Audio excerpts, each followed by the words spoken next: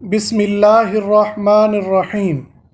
صحابہ اور اہل بیت کے درمیان محبت کا ایک ایسا واقعہ آپ کو سنانے جا رہا ہوں جس کو سن کر آپ لوگ یہ سمجھیں گے کہ واقعتاً جو ہم نے باتیں صحابہ اور اہل بیت کی تفریق کی سنی ہوئی ہیں وہ سراسر غلط ہیں۔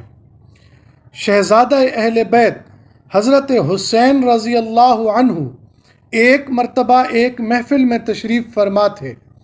اس محفل میں اس وقت کے خلیفہ وقت حضرت عمر رضی اللہ عنہ کے بیٹے حضرت عبداللہ ابن عمر رضی اللہ عنہ تشریف فرما تھے۔ حضرت حسین چونکہ نوجوان تھے، خوبصورت تھے، جوشیلے تھے اور شہزادے تھے، انہوں نے حضرت عمر کے بیٹے ابن عمر سے کہا کہ تم ہمارے غلام ہو، تمہارا باپ ہمارا غلام ہے۔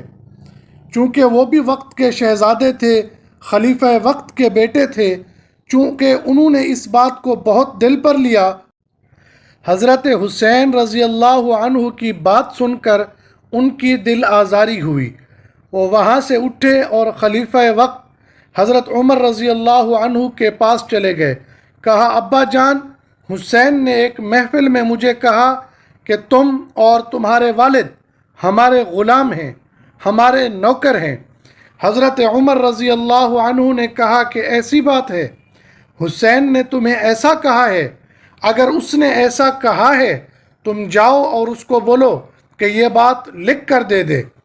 حضرت عبداللہ ابن عمر واپس تشریف لائے حضرت حسین کے پاس، کہا کہ تم نے جو بات بولی ہے وہ مجھے لکھ کر دے دو۔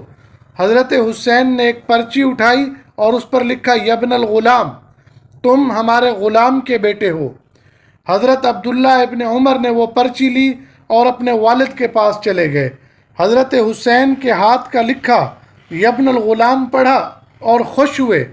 کہا کہ اسی اہل بیت کی غلامی سے ہی عمر کو یہ مقام ملا ہے۔ عمر حضور کا بھی غلام ہے، حضور کی اہل بیت کا بھی غلام ہے۔ اور فرمایا کہ یہ پرچی جس پر حضرت حسین نے یبن الغلام لکھا ہے، یہ میرے کفن میں رکھنا، قیامت والے دن آقائے نامدار حضرت محمد الرسول اللہ صلی اللہ علیہ وآلہ وسلم کو دکھاؤں گا اور عرض کروں گا، یا رسول اللہ، جیسے میں آپ کا غلام تھا آپ کے دنیا سے پردہ فرما جانے کے بعد، میں ویسے ہی آپ کی آل کا غلام تھا۔ آپ کی غلامی اور آپ کی آل کی غلامی میری بخشش کا سامان ہے۔ میرے دوستو، صحابہ کرام اور اہل بیت میں بہت ذی قدر محبت تھی، ایک دوسرے کا احترام تھا۔